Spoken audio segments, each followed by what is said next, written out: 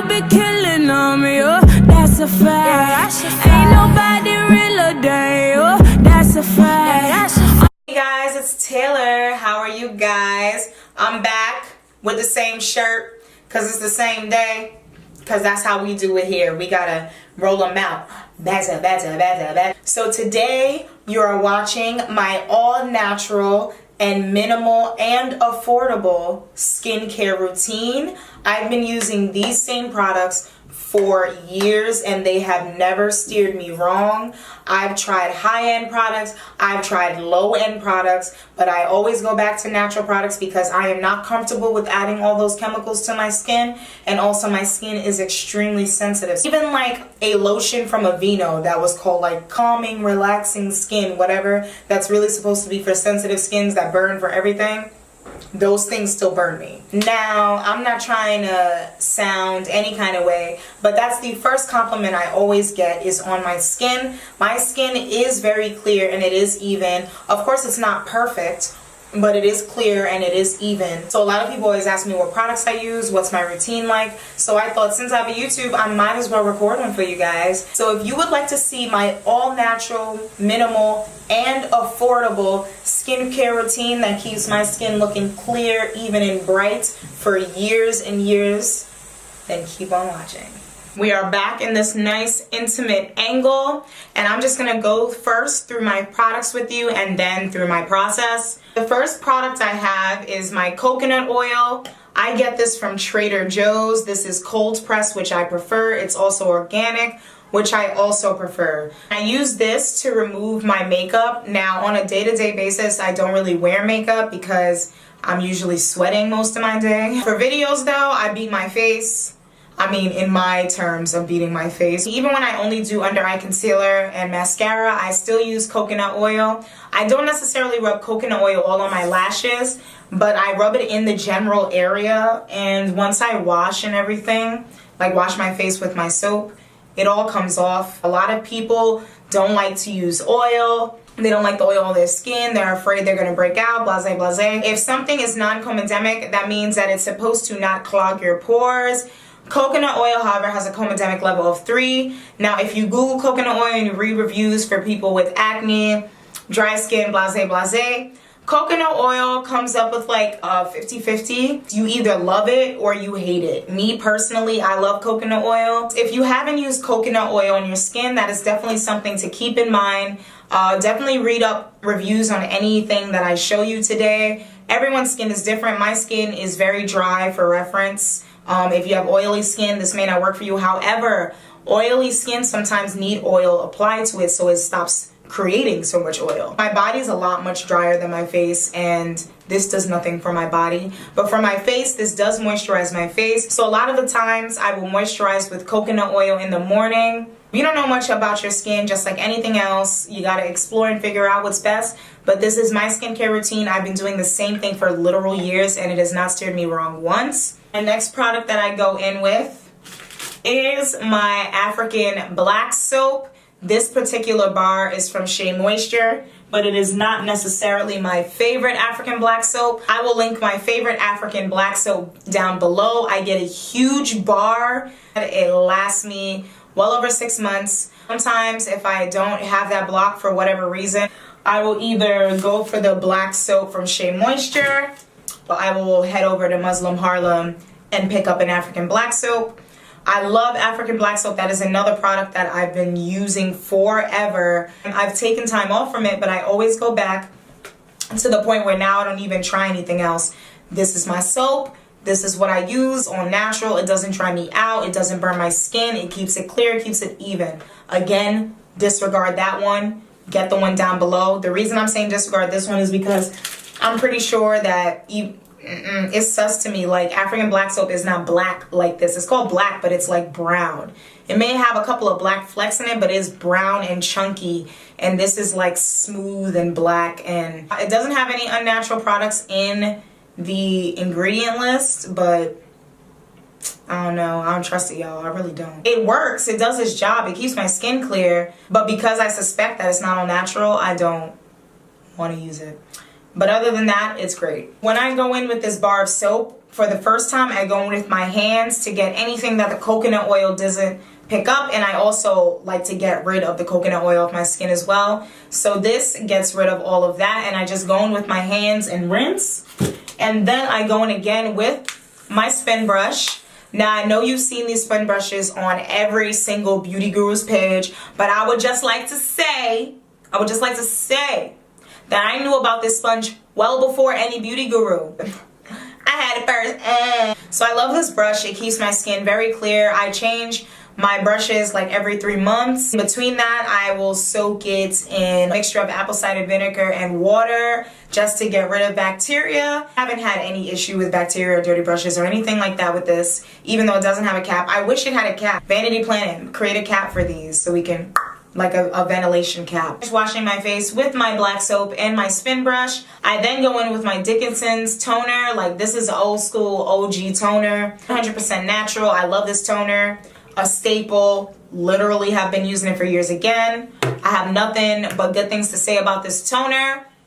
Get you some. Last but not least, African shea butter. This is the star of the show because I've been using this since I was an infant. My mother used it on me because she used it on herself, because her mother used it on her, and so on and so forth. This is a staple right here. I've been using it since I was an infant, and I will use it on my infants if I happen to ever have an infant, you know. I love it. The only con I have about it is that it's thick. I don't mind wearing it in the morning. If I'm not wearing makeup, I do put this on sometimes in the morning. If I'm not wearing makeup and I just feel like wearing it, I will put it on in the morning because it doesn't bother me. It's an oily substance, just like it is. I don't know if y'all can see that, but it is an oily substance. I like to rub it around my hands just like this and get it melted down, and then I apply it to my skin. Some people don't like oil. I think oil is amazing for the skin. But that is everything in my skincare product. How many products is that? 4 products in total. And I don't change. That's all I use. That's all I have been using forever. So finally, we've done going through the products. Let's get into this. Let me wash all of this for you. Now, I'm using this mirror from this little Tarte palette to see, because this sink is ridiculously low for whatever reason. So the mirror's all the way up here, but I can't have the camera up there and down here. So I'm using this mirror here. So I'm just dipping my pad in the oil. You can rub the oil on your skin and then do it. It really doesn't matter. I do it both ways. I don't even know why y'all bother. I'm about to ease up the tension. Y'all like you got dementia. Don't make me pull up the missions, cause we all know how that end up. Big ball in the league now. Y'all think I'm fatigued now. Y'all wishing you was me now, huh? This is how my first pad looks. I'm gonna go, and again, I'm just gonna toss that into the garbage over there. The struggle. You see this? You see this right now? Because this sink is so low. To get this video recorded, this is what's up. Honestly, I should wash my face like this all the time. It's much more comfortable. That's my first layer off with the soap to show you what it's looking like. I'm trying to wipe my skin to see if anything comes off. Usually this gets off like most of my makeup. I'm wiping this pad on there, and as you can see, it's pretty much nothing there. I just got my face a little wet again. I'm just wetting my spin brush. So I like to wet my spin brush and just rub it on the soap. When I have my big bar of African soap, I cut it in pieces and leave the rest in the cupboard. So let's get to it.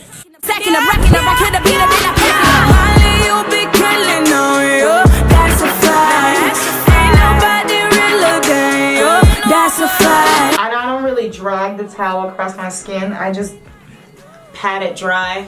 All right, next step. Toner.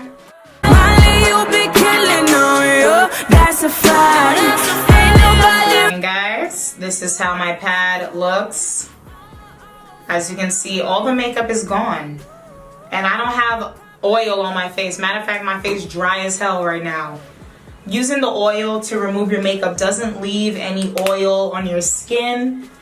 It'll all be removed, so don't be afraid of even adding something unnatural like an oil. You can use olive oil to remove your makeup too. I've done that before. Right now I'm just applying my African shea butter.